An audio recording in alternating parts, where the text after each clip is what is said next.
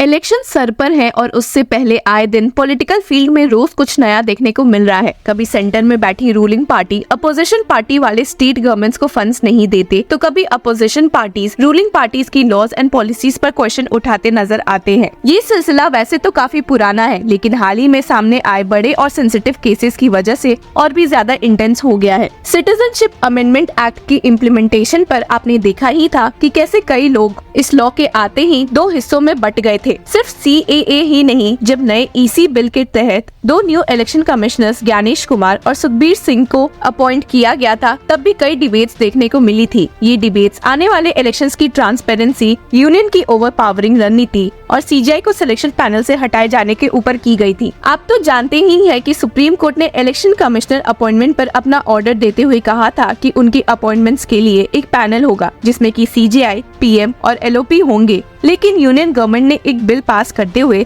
इस फॉर्मेशन को कुछ चेंज कर दिया और CGI को रिप्लेस करते हुए उसमें PM द्वारा अपॉइंटेड एक यूनियन मिनिस्टर को रख दिया। साथ ही बिल में क्लैरिफाई किया गया कि ECI की अपॉइंटमेंट्स मेजॉरिटी बेसिस पर की जाएगी। तो ऐसे में ये बात साफ हो जाती है कि लीडर ऑफ अपोजिशन का डिसीजन इस मामले में कोई मेजर रोल प्ले नहीं करता है। और जिस बात का डर था वही हुआ जब इन न्यू इलेक्शन कमिश्नर्स को अपॉइंट किया गया, तो उसमें लीडर ऑफ अपोजिशन अधीर चौधरी ने अपनी सहमति दिखाई। अब क्योंकि ये अपॉइंटमेंट तो हो ही चुकी है और सुप्रीम कोर्ट में इसके अगेंस्ट फाइल की गई पिटिशन में हियरिंग करते हुए इन अपॉइंटमेंट्स को स्टे करने से भी मना कर दिया गया है, तो जायज सी बात है कि इलेक्शंस की तैयारी बिना कोई हिंड्रेंस के जोरों शोरों से है। जहां एक और इलेक्शन कमिश्नर की अपॉइंटमेंट्स का मुद्दा है जिसमें लोगों को लग रहा है कि इलेक्शंस फ्री एंड फेयर नहीं होंगे, वहीं एक और ऐसा मामला है जो इस डर को सच साबित करता है। आप सोचिए, अगर कोई पार्टी जीतने के लिए आपको फ्रीबीज दे तो आपको कैसा लगेगा। इंडियन पॉलिटिक्स में फ्रीबीज का मतलब है पॉलिटिकल पार्टीज द्वारा ये प्रॉमिस किया जाना कि वो आपको free electricity, water,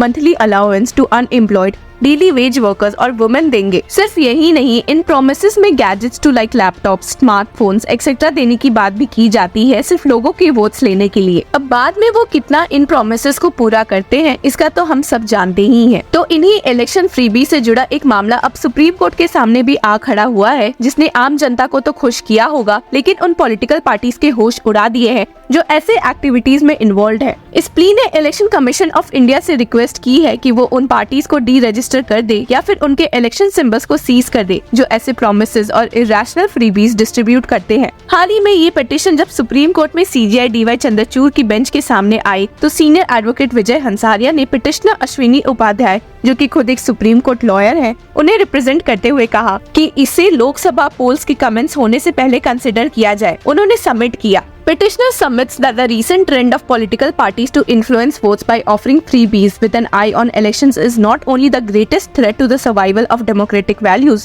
but also injures the spirit of the constitution. सिर्फ यही नहीं, ये भी सबमिट किया गया that this unethical practice is just like giving bribes to the electorate at the cost of the exchequer to stay in power and must be avoided to preserve democratic principles and practices. Petition को देकर CGI को भी ये matter गौर करने वाला लगा और उन्होंने कहा, yes, this is important. We will keep this on board tomorrow. हालांकि और बाकी अर्जेंट मैटर्स के चलते ये नेक्स्ट डे टेकअप नहीं हो पाया, लेकिन उम्मीद है कि chief justice of India DY Chandrachud इसे आने वाले दिनों में जल्द ही सुनने वाले हैं। आपको बता दो कि आने वाले इलेक्शंस में 8 रिकॉग्नाइज्ड नेशनल पॉलिटिकल पार्टीज है और 56 state level recognised parties. The total number of registered unrecognized political parties in the country is around 2,800। जैसे कि 7 phase elections for the 18th Lok Sabha April 19 से शुरू होंगे और जून 1 तक खत्म होंगे।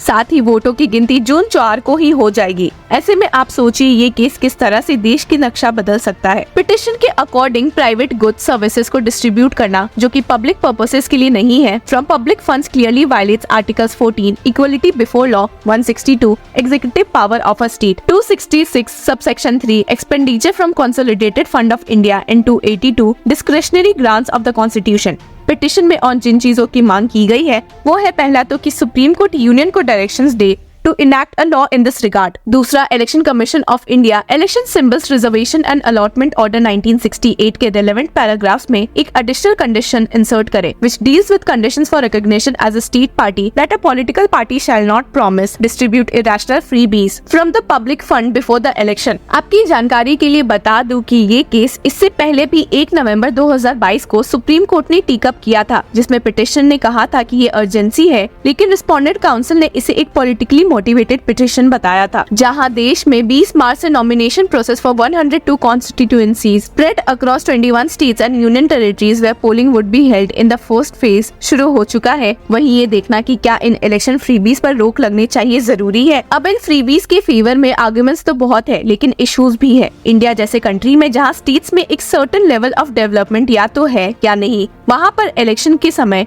लोगों के मन में उम्मीदें होती है कि उनकी जरूरतें ऐसे प्रोमिसेस से पूरी हो जाएगी, और तो और एक कंपैरेटिव एक्सपेक्टेशंस भी हो जाते हैं जब दूसरे स्टेट्स में जिसमें कोई और पार्टी रूल कर रही है उन्हें फ्रीबीज मिलते हैं। कुछ स्टेट्स जहां डेवलपमेंट कंपैरेटिवली लो है लेकिन larger share of people suffer from poverty, वहां पे इस तरह के फ्रीबीज एक नीड या डिमांड बन जाते हैं। It becomes essential to offer the people such subsidies for their own upliftment. हालांकि ऐसे फ्रीबीज स्टेट्स और सेंटर के एक्सचेकर पर एक बहुत बड़ा इकोनॉमिक बर्डन बन जाते हैं। सिर्फ यही नहीं, जैसे कि इस केस में कहा गया है कि ये फ्री एंड फेयर इलेक्शन के अगेंस्ट है। The promise of irrational freebies from public funds before elections unduly influences the voters, disturbs the level playing field, and violates the purity of the poll process. It amounts to an unethical practice that is just like giving bribes to the electorate. और तो और ये equality principle के भी against है। आपको बता दो कि S Subramaniam Balaji versus government of Tamil Nadu 2013 case में सुप्रीम कोर्ट ने ये हेल्ड किया था कि unrealistic poll promises and freebies एक सीरियस इशू है and disturbs the level playing field in elections. The court also held that promises in the election manifesto cannot be construed as corrupt practices under the Representation of People Act or under any prevailing law, and hence distribution of freebies can't be stopped when the ruling party uses public funds for this purpose through the passage of appropriation acts in state assembly. पर same time में court ने ये भी note किया था कि कोई case enactment नहीं है जो डायरेक्टली इलेक्शन मैनिफेस्टो के कंटेंट को गवर्न करे, और कोर्ट ने ECI को डायरेक्ट किया था to frame guidelines for the same in consultation with all the recognised political parties. पर देख के तो लगता नहीं है कि वो गाइडलाइंस फ्रेम की गई है, क्योंकि अभी ऐसे कई पॉलिटिकल पार्टीज है जो वोट्स के लिए पब्लिक को ऐसे प्रोमिसेस और फ्रीबीज देते हैं, लेकिन वोट्स मिलने के बाद और पावर में आने के बाद उन्हें फुलफिल नहीं करते। तो इसमें लोगों को समझाना होगा कि फ्रीबीज के लिए अपने वोट्स को सेल करना कितना गलत है। अगर वो ऐसा करने में ही रुके तो वो एक अच्छा लीडर एक्सपेक्ट नहीं कर सकते। There is a need to understand the impacts of freebies from the economic sense and connect it with the taxpayers money. Not only this, it is also essential to distinguish between subsidy and freebies, as subsidies are the justified and specifically targeted benefits that arise out of demands. तो जब तक supreme court इस मामले में कोई फैसला नहीं ले लेती, तब तक आप भी थोड़ा इसके बारे में सोचिए और हमें अपने विचार बताइए, और देखते रहिए law chakra for more such legal updates. आजकल हमारे देश में मुफ्त की रेवड़ी बांटकर वोट बटोरने का कल्चर लाने की भरसक कोशिश हो रही है। ये रेवड़ी कल्चर देश के विकास के लिए बहुत घातक है। इस रेवड़ी कल्चर से देश के लोगों को और खास करके मेरे युवाओं को बहुत सावधान रहने की जरूरत है।